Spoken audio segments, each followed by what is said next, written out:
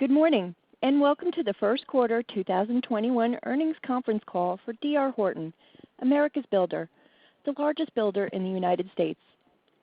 At this time, all participants are in a listen-only mode. A brief question and answer session will follow the formal presentation. If anyone should require operator assistance during the conference, please press star 0 on your telephone keypad. As a reminder, this conference is being recorded.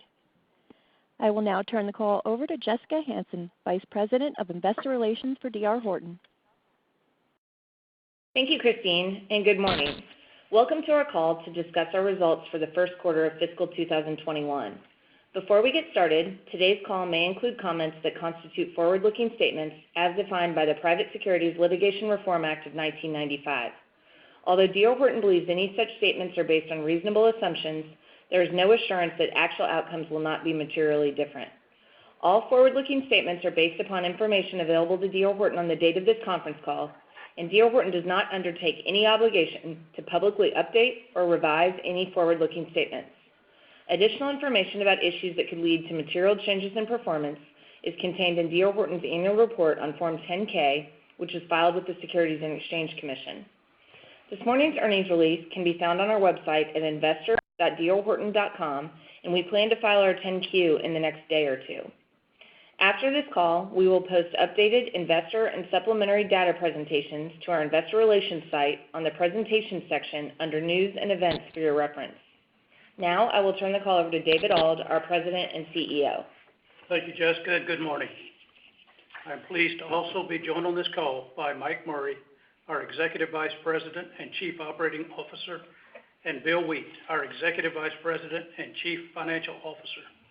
The D.R. Horton team delivered an outstanding first quarter, which included a 98% increase in consolidated pre-tax income to over $1 billion, a 48% increase in revenues to $5.9 billion, and a 56% increase in net sales orders to 20,418. Our pre-tax profit margin for the quarter improved 440 basis points to 17.4%, while our earnings increased 84% to $2.14 per diluted share. Our home building return on inventory for the trailing 12 months ended December 31st was 28%, and our consolidated return on equity for the same period was 24.4%. These results reflect the strength of our home building and financial services teams, our ability to leverage D.R. Horton's scale across our broad geographic footprint, and our product positioning to offer homes at affordable price points across multiple brands. Housing market conditions remain very strong, and our teams are focused on maximizing returns and improving capital efficiency in each of our communities while increasing our market share. However, we remain cautious regarding the impact of COVID-19 pandemic or other external factors may have on the economy and our operations in the future. We believe our strong balance sheet, liquidity, and experienced teams position us very well to operate effectively through changing economic conditions. We plan to maintain our flexible operational and financial position by generating strong cash flows from our home building operations and managing our product offerings, incentives, home prices, sales pace, and inventory levels to optimize the return on our inventory investments. With 42,100 homes in inventory, an ample supply of lots, and continued strong sales trends in January, we are well positioned for the spring selling season and the remainder of 2021. Mike? Earnings for the first quarter of fiscal 2021 increased 84% to $2.14 per diluted share compared to $1.16 per share in the prior year quarter. Net income for the quarter increased 84% to $792 million compared to $431 million. Our first quarter home sales revenues increased 48% to $5.7 billion on 18,739 homes closed, up from $3.9 billion on 12,959 homes closed in the prior year. Our average closing price for the quarter was up 2% from the prior year at $304,100, and the average size of our homes closed was down 2%, reflecting our ongoing efforts to keep our homes affordable. Bill? Net sales orders in the first quarter increased 56% to 20,418 homes, and the value of those orders was $6.4 billion, up 62% from $3.9 billion in the prior year. We sold 7,292 more homes this quarter than the same quarter last year, supporting our plan to achieve further gains in market share and scale during fiscal 2021. Our average number of active selling communities increased 3% from the prior year quarter and was up 1% sequentially. Our average sales price on net sales orders in the first quarter was $314,200, up 4% from the prior year. The cancellation rate for the first quarter was 18%, down from 20% in the prior year quarter. We are pleased with our sales pace to date in January and have seen the volume improvement we expect as we head into the spring selling season. We remain well positioned for increased demand with our affordable product offerings, lot supply, and housing inventories. Jessica? Our gross profit margin on home sales revenue in the first quarter was 24.1%, up 140 basis points sequentially from the September quarter and up 310 basis points compared to the prior year quarter. The sequential increase in our gross margin from September to December exceeded our expectations and reflects the broad strength of the housing market across almost all of our markets. We continue to see very strong demand and a limited supply of homes, especially at affordable price points, and we still have pricing power and are currently using very few sales incentives. On a per square foot basis, our revenues were up 4% from the prior year quarter, while our stick and brick cost per square foot was down 1.5%, and our lot cost per square foot was up 4%. Sequentially, our revenues were flat on a per square foot basis, while our stick and brick cost per square foot decreased 1.5%, and our lot cost decreased 1.5%. Although we didn't see the impact of rising costs in our December quarter, we do expect both our construction and lot costs will increase on a per square foot basis in our homes closed next quarter. With the strength of today's market conditions, we expect to offset these cost pressures with price increases and currently expect our home sales gross margin in the second quarter to be similar to the first quarter.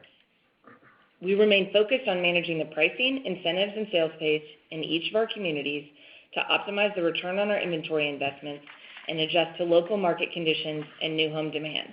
Bill? In the first quarter, home building SG&A expense as a percentage of revenues was 7.9%, down 130 basis points from 9.2% in the prior year quarter. The improvement in our SG&A ratio this quarter was better than our expectations and was due to strong leverage driven by our higher than expected volume of homes closed and the increase in our average selling price.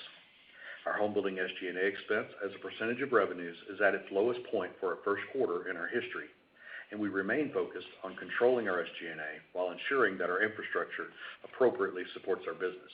Mike? We ended the first quarter with 42,100 homes in inventory. 16,300 of our total homes were unsold, of which 1,600 were completed. We also had 1,900 model homes at the end of the quarter. Due to our strong sales in the second half of fiscal 2020 and the first quarter of fiscal 2021, our level of unsold and completed unsold homes is lower than in recent years. We have accelerated our pace of home starts across most of our communities the past 2 quarters to ensure we maintain an adequate number of homes to meet demand. During the first quarter, we started 22,800 homes. We have made good progress increasing our homes in inventory, and we expect to increase them further in the second quarter as we enter the spring selling season. At December 31st, our home building lot position consisted of approximately 441,000 lots, of which 28% were owned and 72% were controlled through purchase contracts. 30% of our total owned lots are finished, and at least 47% of our controlled lots are or will be finished when we purchase them. Our growing and capital-efficient lot portfolio continues to provide us a strong competitive position, allowing us to start construction on more homes to meet home buyer demand. David? Our first quarter home building investments in lots, land, and development totaled $1.95 billion, of which $1.13 billion was for finished lots, $490 million was for land development, and $330 million was to acquire land. $290 million of our lot purchases in the first quarter were for Forestar. Bill? Forestar, our majority-owned subsidiary, is a publicly traded residential lot manufacturer operating in 51 markets across 21 states. Our strategic relationship with Forestar as a well-capitalized lot supplier across much of our operating footprint is serving us well and is presenting opportunities for both companies to gain market share. Forestar is delivering on its high growth expectations and now expects to grow its lot deliveries by 30 to 35% in fiscal 2021 to a range of 13,500 to 14,000 lots. At December 31st, Forestar's lot position increased 74% from a year ago to 77,500 lots, of which 52,300 are owned and 25,200 are controlled through purchase contracts. 67% of Forestar's owned lots are already under contract with D.R. Horton or subject to a right of first offer under our master supply agreement. Forestar is separately capitalized from D.R. Horton and has approximately $580 million of liquidity, which includes $240 million of unrestricted cash and $340 million of available capacity on its revolving credit facility. At December 31st, Forestar's net debt to capital ratio was 31.8%, and their next senior note maturity is in 2024. With low leverage, ample liquidity, and its relationship with D.R. Horton, Forestar is in a very strong position to grow their business and navigate through changing market conditions. Jessica?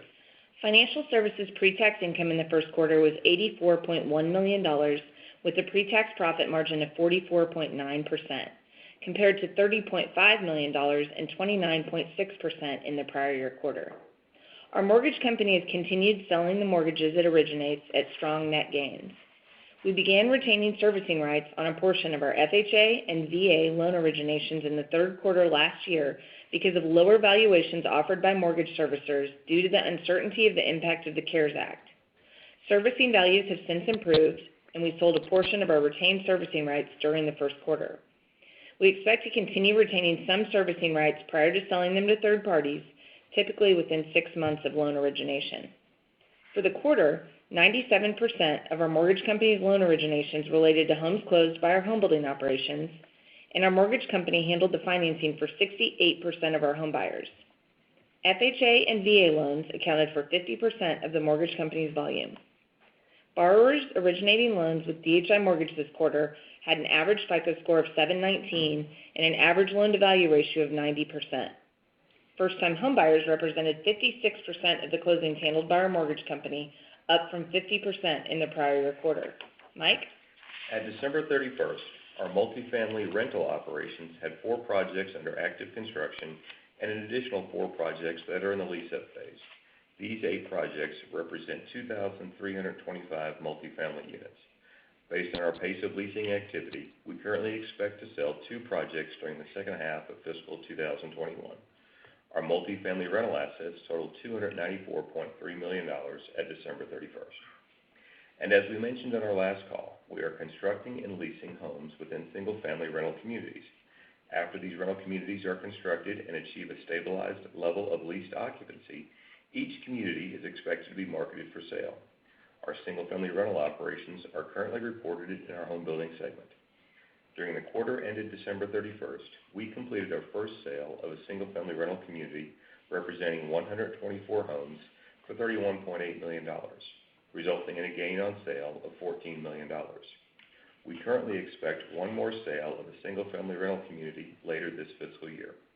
At December 31st, our home building fixed assets included $106.6 million of assets related to our single-family rental platform, representing 13 communities totaling 890 single-family rental homes and owned finished lots. We still expect our total investments in our single and multifamily rental platforms to more than double during fiscal 2021. Bill? Our balanced capital approach focuses on being disciplined, flexible, and opportunistic. During the 3 months ended December, our cash used in home building operations was $269.2 million, compared to $178.4 million in the prior year period. At December 31st, we had $3.9 billion of home building liquidity, consisting of $2.1 billion of unrestricted home building cash and $1.8 billion of available capacity on our home building revolving credit facilities.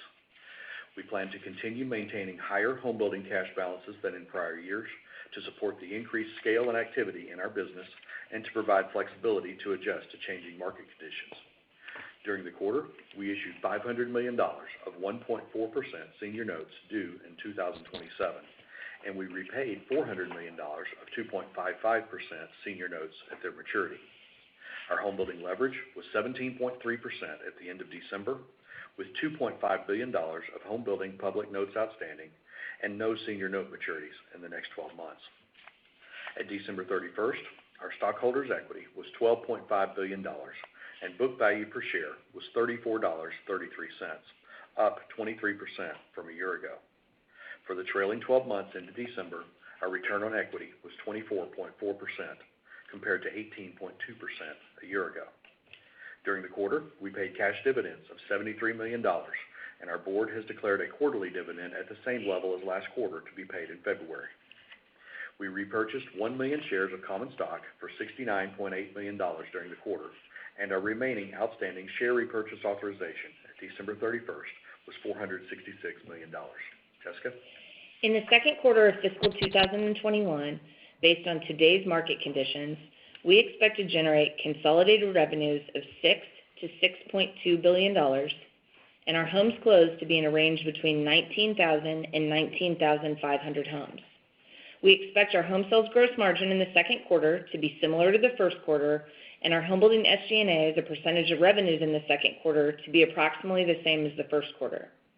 We anticipate a financial services pre-tax profit margin in the second quarter of 40 to 45%, and we expect our income tax rate to be in a range of 23 to 23.5%.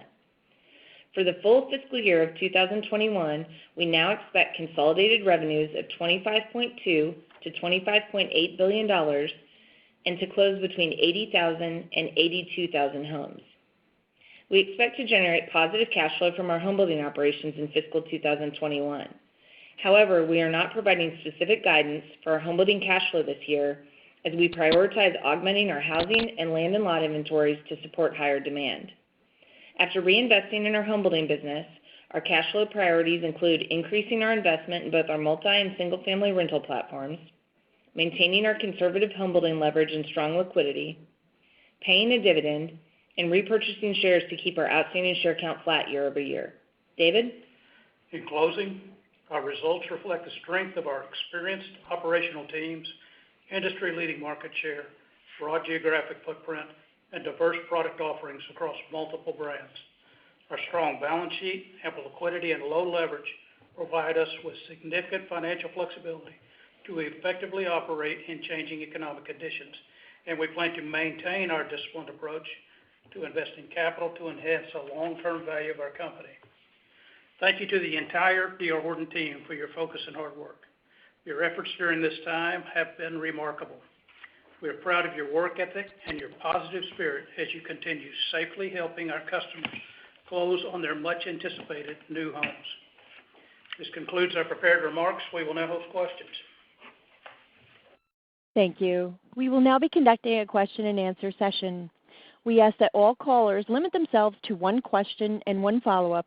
If you have additional questions, you may re-queue, and those questions will be addressed time permitting. If you would like to ask a question, please press star one on your telephone keypad. A confirmation tone will indicate your line is in the question queue. You may press star two if you would like to remove your question from the queue. For participants using speaker equipment, it may be necessary to pick up your handset before pressing the star keys. One moment, please, while we poll for questions. Thank you. Our first question comes from the line of Carl Reichardt with BTIG. Please proceed with your question. Thanks. Morning, everybody. Happy newish year. I wanted to talk a little about your underlying costs. Thanks for the info on stick and brick and land. Can you talk a little bit about what you're seeing in the labor market, David? We're starting to hear a little more, a few builders starting to say things are easing some, others are telling us things are tougher, and oftentimes you like to talk about specific trades, specific markets, but I'm interested just broadly what your expectations are for the labor shortage beginning to ease or tighten in 2021. I don't see it being much different than it's been in 2020, at least not for us.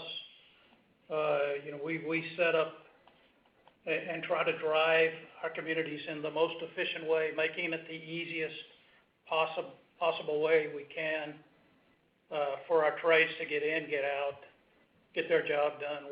We've actually, I think, through this cycle, have been focused on the labor side and have created a lot of efficiency and have expanded our trade base just by making it easier for them to get in, get out, and know what they're doing.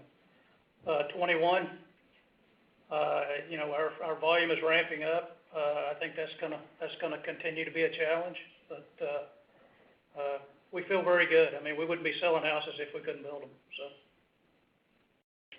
Fair enough. And then I wanted to ask a little bit about the West region, which the growth is slower than the really significant growth you're seeing in other places, and inventory is down sequentially as well. In the meantime, in South Central, you took more order dollars this quarter than you did last quarter. So I'm curious if you're thinking about shifting capital investment among the different regions as you look into 21 and beyond. Is there a de-emphasis happening in the West, or is the slowness just a function of being out of product and out of communities? Thanks. You know, the underwriting in the West is much more difficult. Timelines are longer. So through this cycle, our community count has continued to slip down there. I will tell you, we have one of the best groups of people in the company in the West region. When we talk about platform, we talk about people, product, price, and we are certainly have a very strong platform out West. When the returns in Texas, Florida, Carolinas have been incredible, and everybody competes for capital in this company. So I will say the West is an area that I personally am going to emphasize this year, and I think you'll see the growth return there. Carl, for reference, it'll be posted after the call, but our West region community count was down 9% year over year and 10% sequentially, which compares to the company average, which was actually slightly up in both periods. That'll do it, Jessica. All right, thanks so much, everyone. Congrats. Our next question comes from the line of John Lovallo with Bank of America Merrill Lynch. Please proceed with your question. Good morning, guys, and thank you for taking my questions as well. The first one, just on the NAHB, had noted that builder respondents were growing more and more concerned with affordability, with home price appreciation, and also with rates sort of grinding higher. I mean, maybe not specific to D.R. Horton, but for the industry. I mean, how are you guys thinking about this dynamic, and do you see any risk to industry-wide demand as the spring approaches here?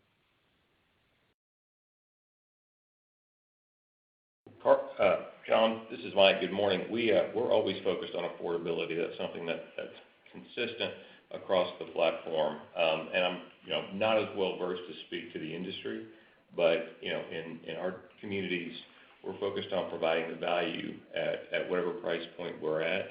And so whether we have buyers moving up from their current housing situation to a D.R. Horton home or their first-time home buyer, with 56% of our buyers in the quarter were first-time home buyers, we're focused on providing an affordable home for that buyer that fits in their monthly budget. We continue to see healthy credit metrics across that buyer group. Our FICO score was 719 this quarter. I think on our Express brand standalone, it was almost 710.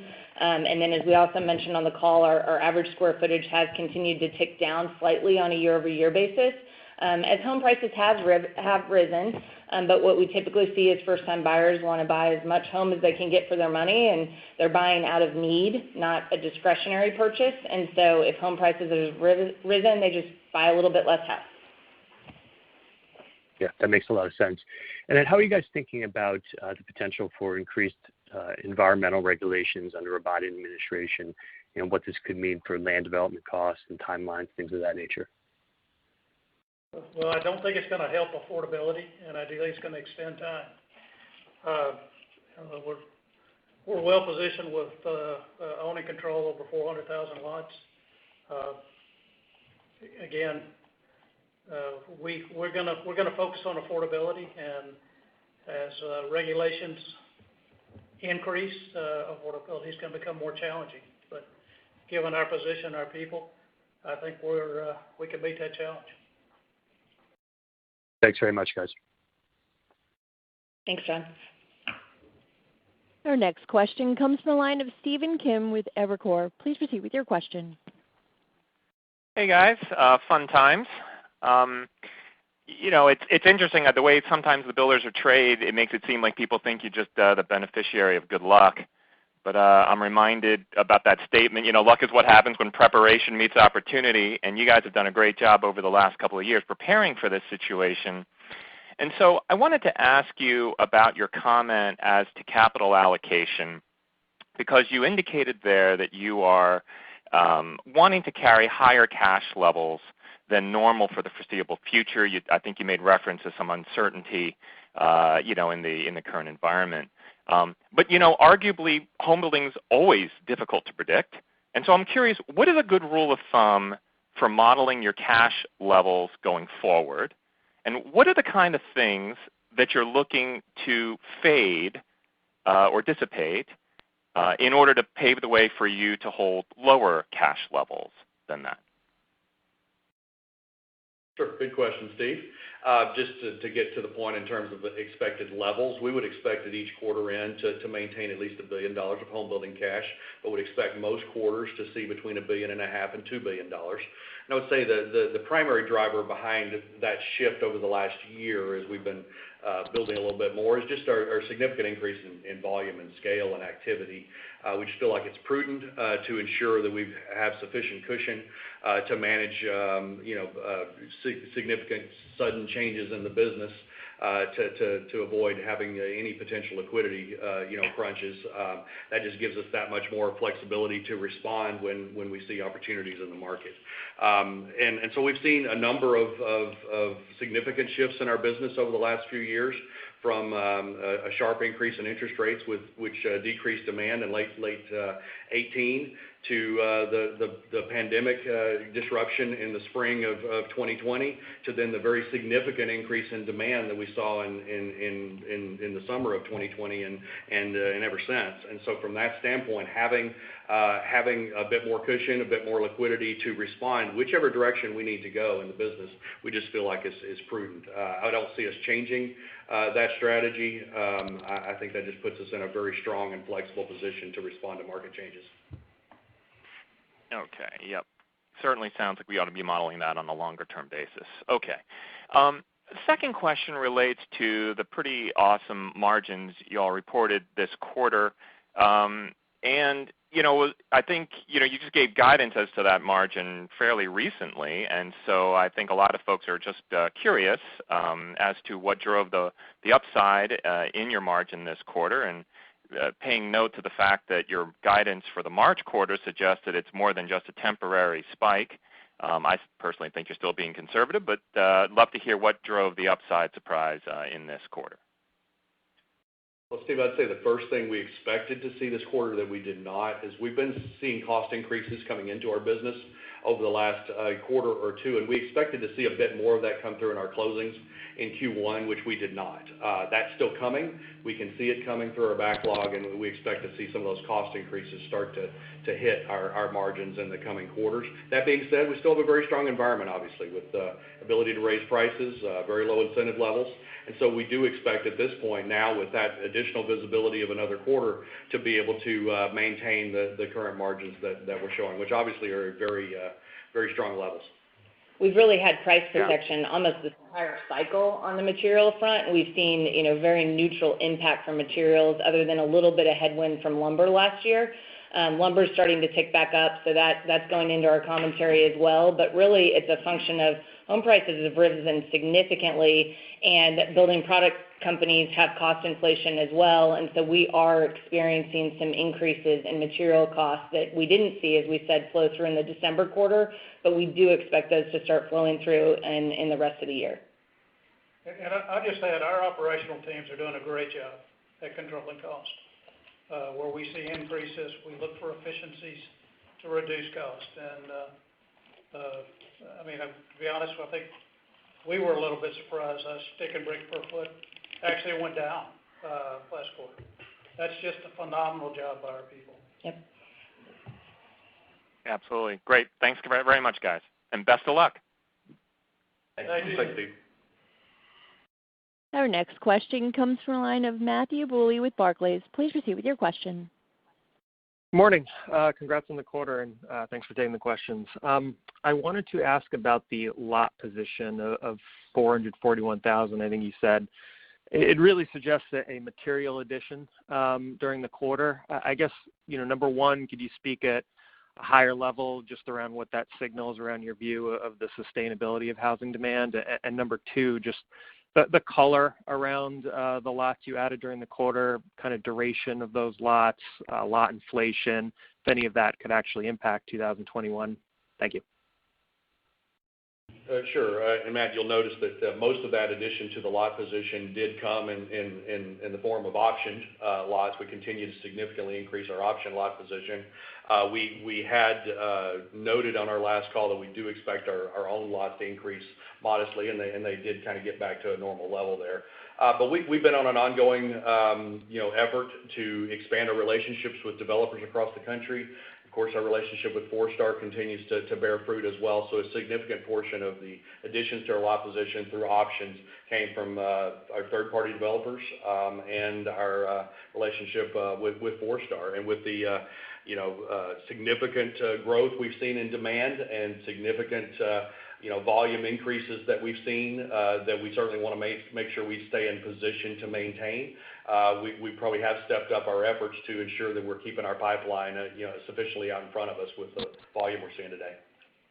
The volume we see today, Matt, as well as looking forward to more of a medium term, where we just don't see a lot of overbuilding, a lot of excess supply in the marketplace relative to household formation demand. And so we want to maintain, as Bill said, adequate support of inventory for that medium-term demand. So that's why you're seeing our controlled lot position increase. And the fact that we're so heavy optioned does allow us to be a little more aggressive in tying things up. So it's, again, positioning for the future. Very capital efficient with the options. Okay, got it. That's very helpful color. Second one, I wanted to ask about ASPs. I think Bill, you might have mentioned, or I think you said the order ASPs of 314. I think the backlog ASP is right there as well. So I'm just curious, number one, like for like versus mix, if that's just perhaps Emerald getting a lot better. But then number two, if I look at the closings and revenue guidance for the year, it seems to suggest that the closing ASPs settle back down a little bit. I'm just wondering if you can reconcile that and just how to think about closing ASPs for the year. Thank you. Yeah, sure. We always see a higher ASP in our backlog than we do in our sales and our closings because higher priced homes generally are bigger and take longer to work their way through. So that's not necessarily unusual. But yes, so with our sales ASP being at 314 this quarter, that's definitely showing a continuation of some price appreciation. And so in the near term, we would expect, I think, to probably still see some potential upside.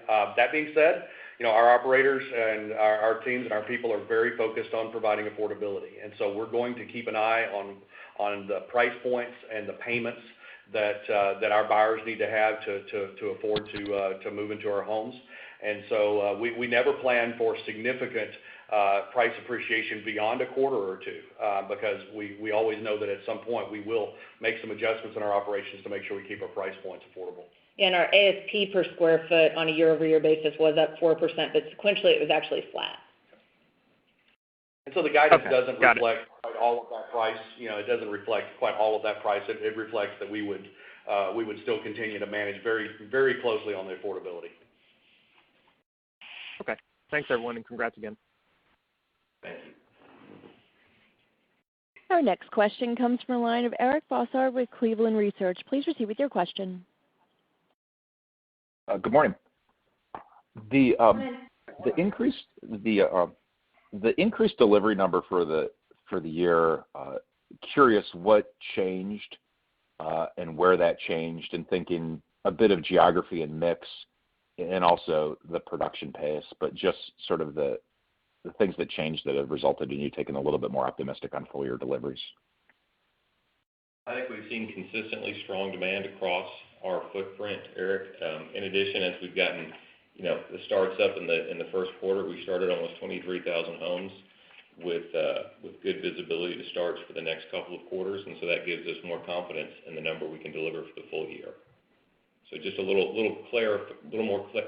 more of the year coming into focus with what we're going to be able to accomplish. We're also seeing a good start to the spring in January, which again, it's about confidence, and we don't want to put a number out there that we don't feel really good about. So we feel really good about that number. From a production pace and inventory pace, anything different that you're doing there or have done there to also allow you to get more homes produced? Anything different? We talk about sustainability and growing the scale of our platform and doing it in a measured approach that allows us to hang on to those increases. So I wouldn't say it's anything different. It's just further execution of the same strategy of growing our capacity for production, growing our market share, market by market. And that's what our teams think about every day when they're getting up and going about their jobs is how do I get a little better today and grab a little more production capacity in my marketplace. Great. Thank you. Thanks, Eric. Our next question comes from the line of Alan Ratner with Zelman & Associates. Please proceed with your question. Hey, guys. Good morning. Congrats on the great results. My first question, I was hoping to drill in a bit more on the land side, follow up to Matt's question earlier.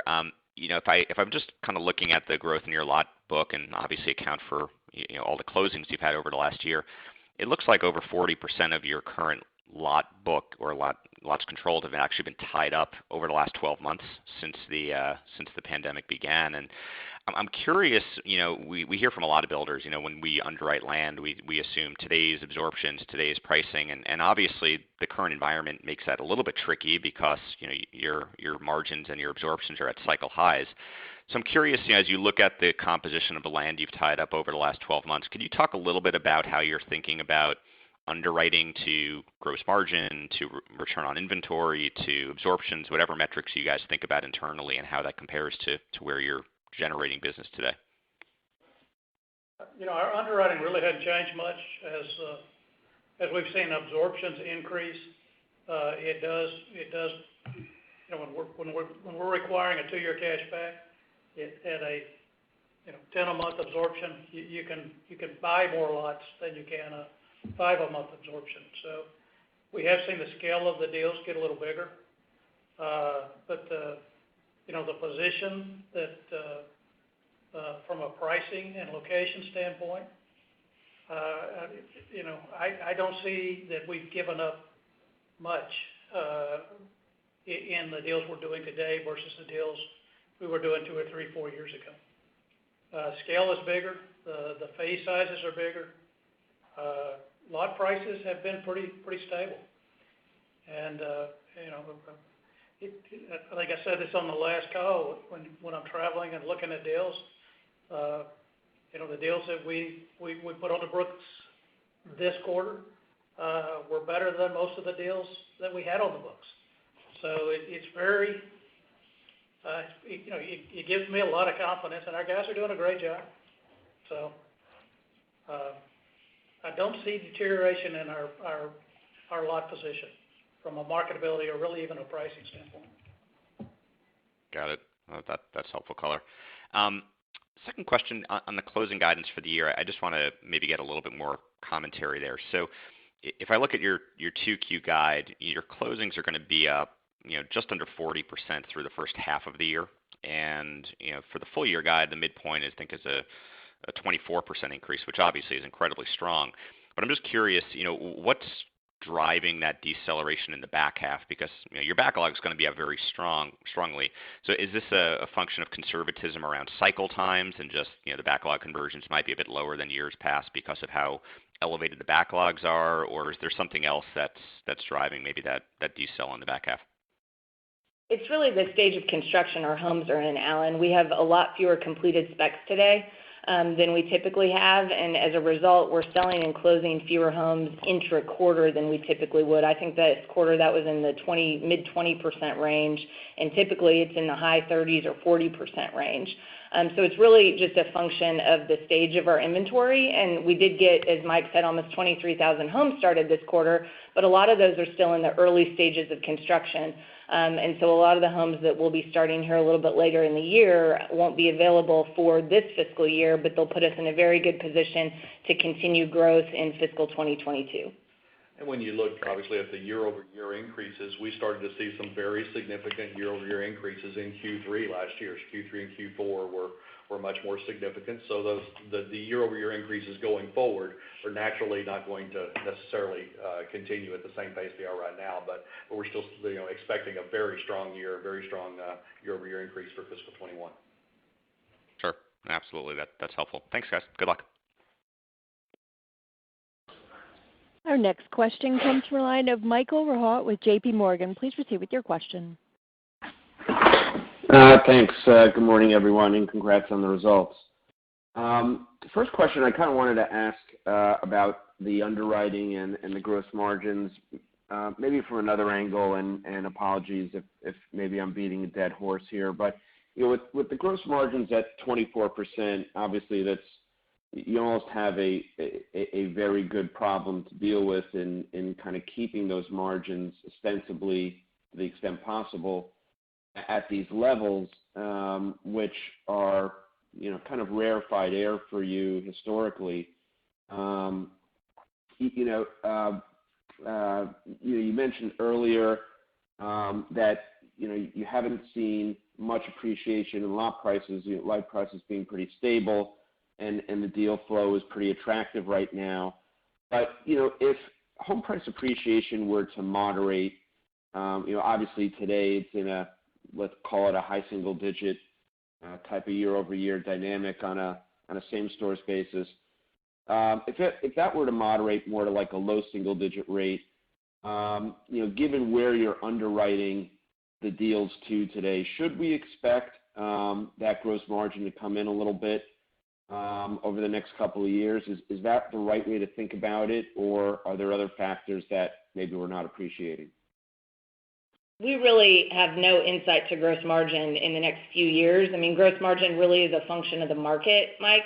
We're focused on underwriting to returns, and although we don't see it right now, even if we did see a compression in our gross margins for whatever reason, affordability, interest rates, something that we don't foresee today as an issue, we can still generate very attractive returns on our current land bank with the efficiencies that David's kind of already talked to in our business today and our ability to keep turning our houses.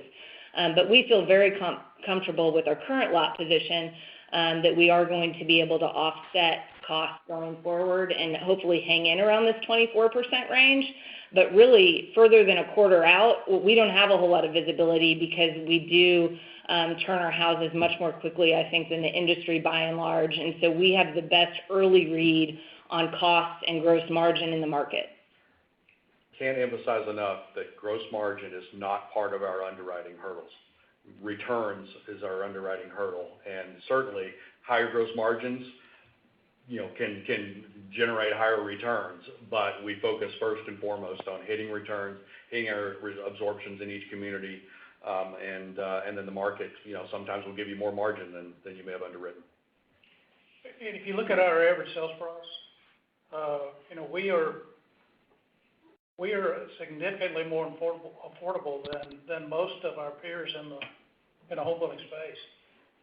And our land portfolio and our operating structures are designed and geared to drive that affordability.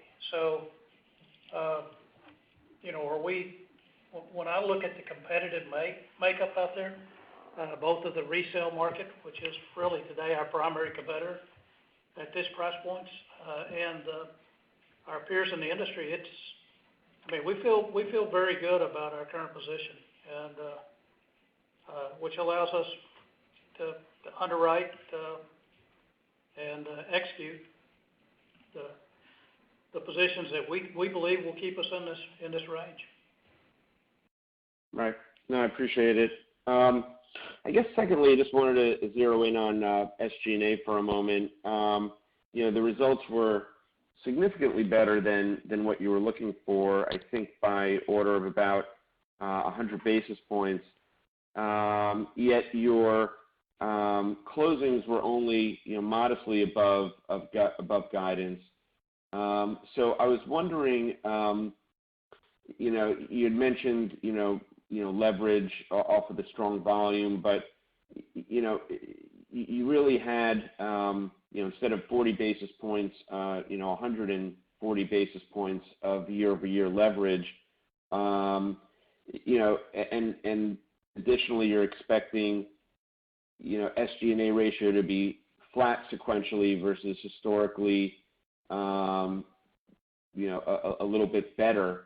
So just wondering if there was anything specific to the first quarter, and I apologize if I missed this earlier, that benefited this past quarter more on a one-time basis, or what kind of drove that differential? Michael, thank you.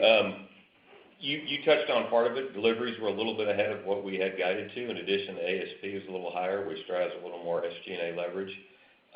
Something Jessica touched on before is the lower level of completed inventory, especially the completed specs that we're carrying in the business today, able to operate the inventory portfolio very efficiently.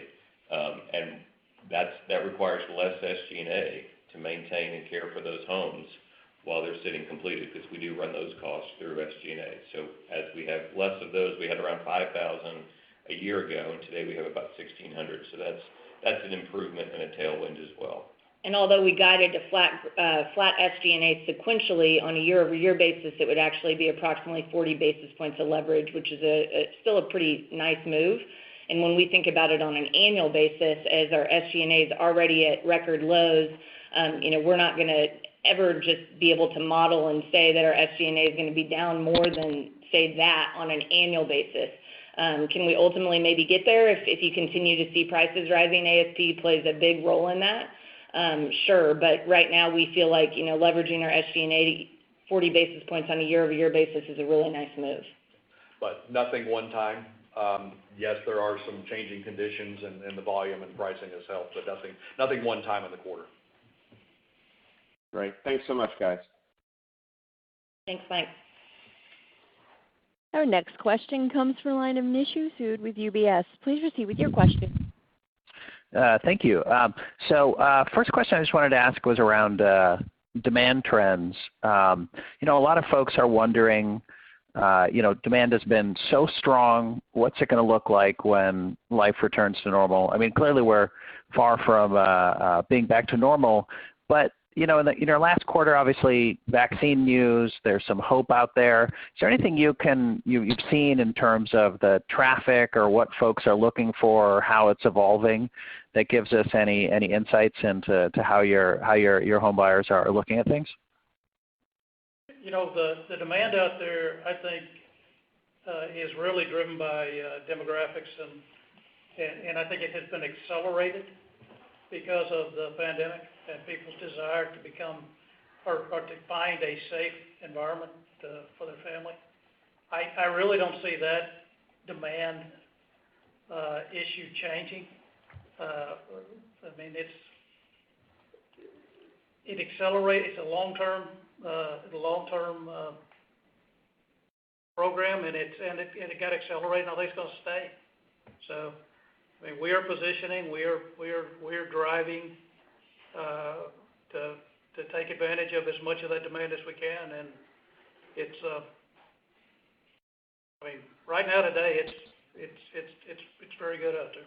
A lot of our floor plans in issue actually already incorporated flex space. So depending on what a buyer is looking for today, whether it be a home office, a second home office, a learning space for their kids, those types of things, we've already always had floor plans that can accommodate that. And we can continue to adjust our starts based on what those home buyers are potentially looking for. And then the things that have always been true are as people start their families and have children, they generally want a backyard for their kids. They want good public schools, maybe a garage for their cars. Those things have kind of always been true that go along with the demographic side of the equation that David was talking to. So I would say other than the acceleration from the pandemic and us being positioned in the right places with a lot of different floor plans to choose from, no significant change on that front. Still the strongest demand is at the most affordable price points, and that's been a trend that we've been seeing for quite a while. Obviously, we're very well positioned to take advantage of that. The environment right now with low interest rates, that's accommodated for that as well, and it's certainly a benefit for that demand as well, which, for right now, we don't really see that changing much in the near term. Gotcha. Makes sense. Second question I wanted to ask was around your inventory levels.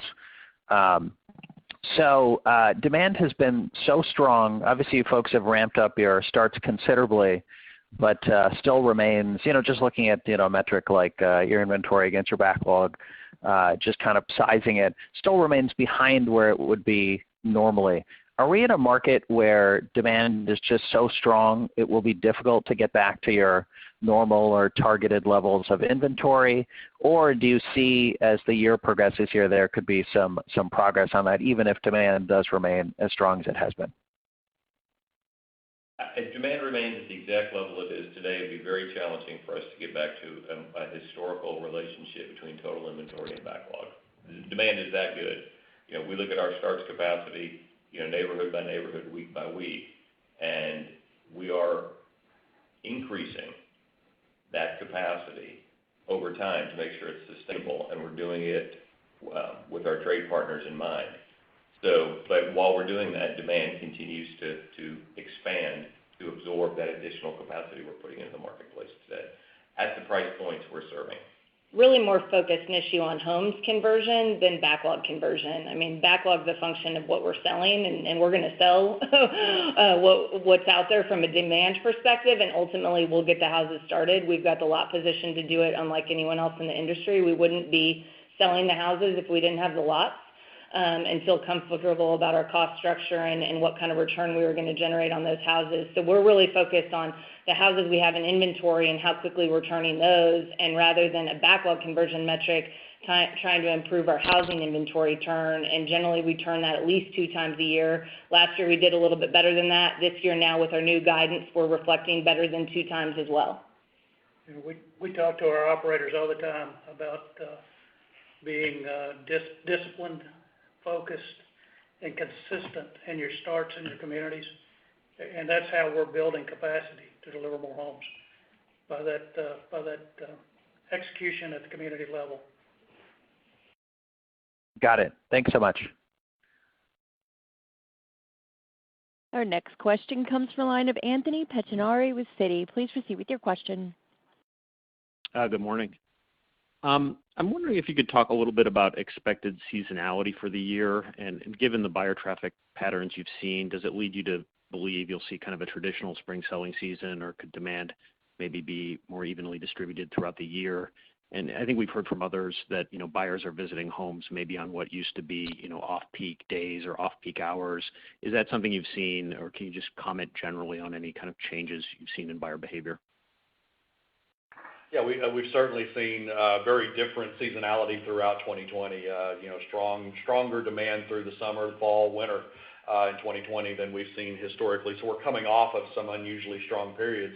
But that being said, with what we've seen thus far in January, we're seeing increases in volume that we would expect to see. It remains to be seen whether we'll still see the same percentage relationships between our Q2 and Q1 that we've seen historically or not. But right now we just see a very strong demand environment.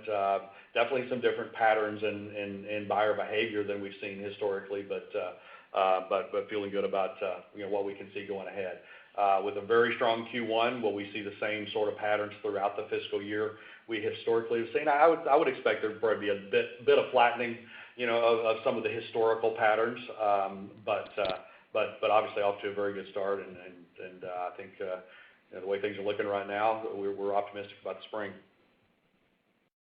Okay, that's helpful. And then it seems like some of your peers are pushing price and slowing down sales pace given, some production constraints.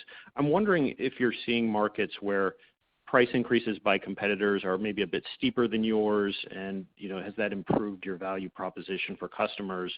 Or maybe to ask the question another way, do you think your affordability edge is maybe stronger than it was 12 months ago with competitors raising prices, or any kind of general comments on the pricing environment?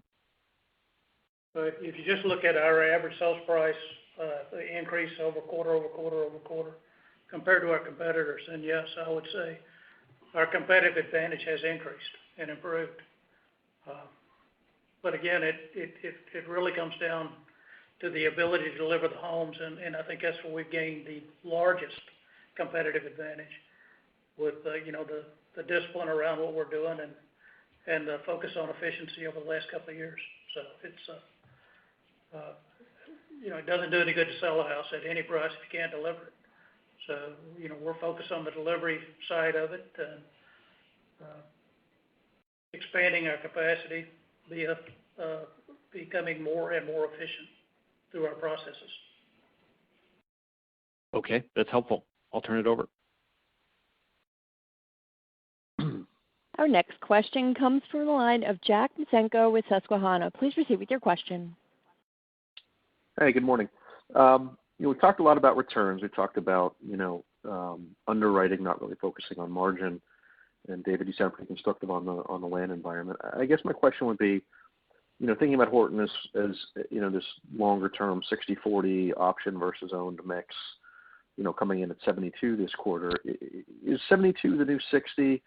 Have the goalposts changed, or is it really more of an interim function? That's where the market's kind of brought you in terms of availability of new acquisitions over the last couple quarters. I'd say 70 is the new 60. We're going to continue to try to grind that number higher. Ultimately it comes down to relationships and execution in the field, and that's something we focus on every day. So it's my expectation over time is that we will continue to grind, a point here, a point there, and drive better and better efficiency, capital efficiency through our business and through our company, and ultimately probably the industry.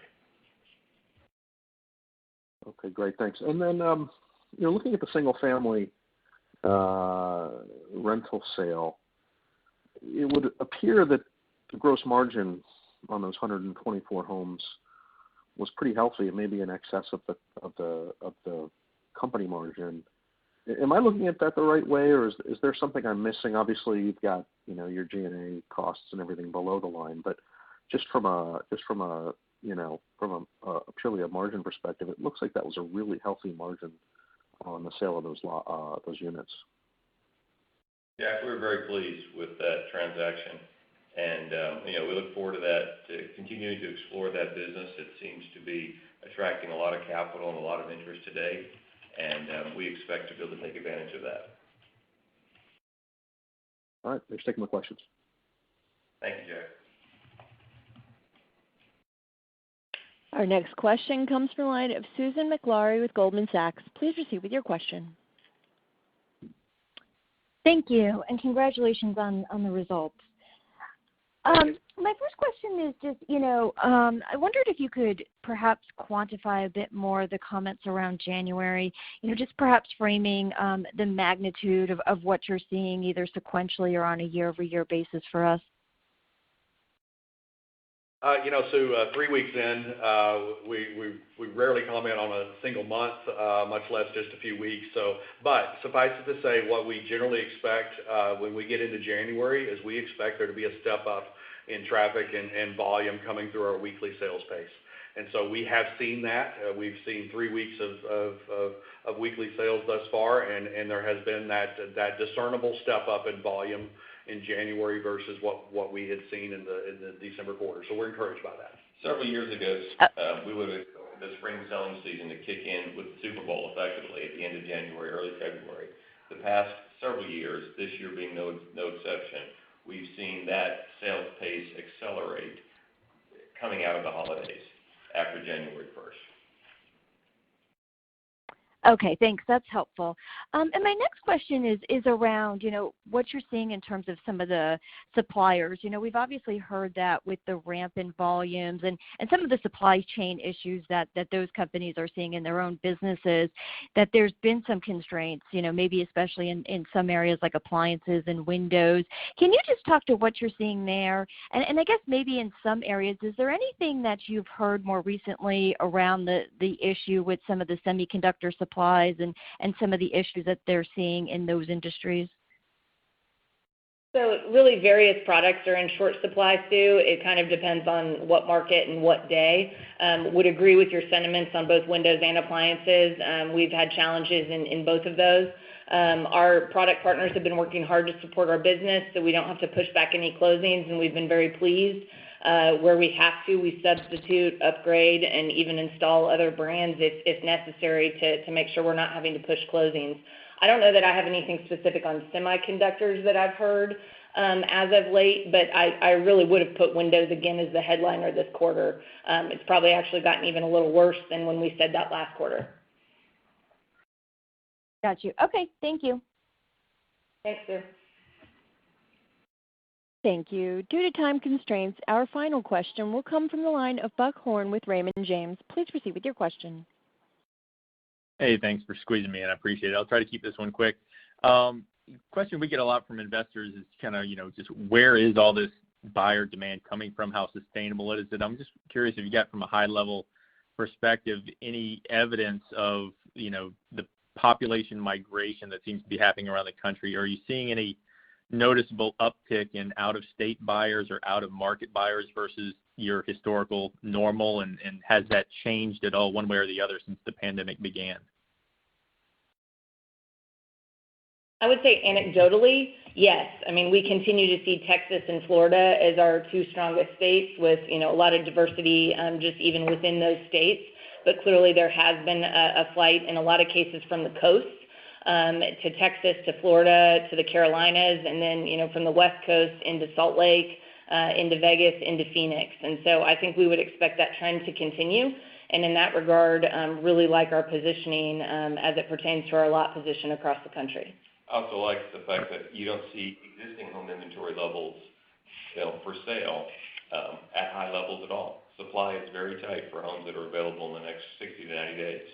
And that has been a consistent part of our business model for forever, is to be a alternative to that used home and provide a customer with a new home on their timeline. And Buck, you didn't ask this specific question, but we've had a lot of conversations over the last quarter or so about just the age and, for the last however many years about are millennials ever going to buy a home. Coming off, around 35% of our business in 2019 was to buyers 34 and under. We saw that pretty quickly in the pandemic and through the remainder of fiscal 20 and now into 21 tick up to the low 40s. So I think of 42% versus 35% is a pretty big move. And we've seen that settle out to where over 40% of our buyers are 34 and under. I think answering that question that yes, millennials are going to own homes. And I do That's think, great. That's perfect.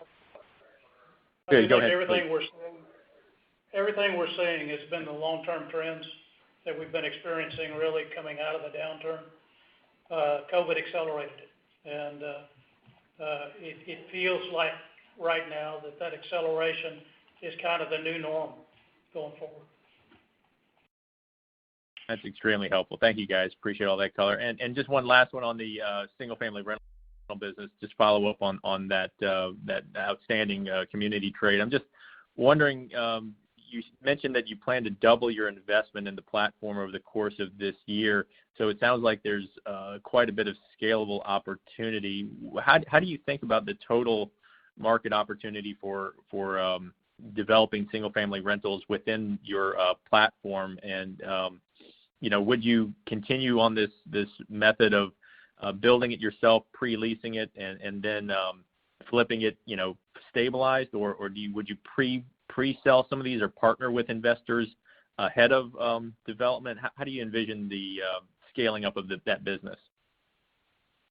Where we are today with the program is we're still learning the business and the execution side of it.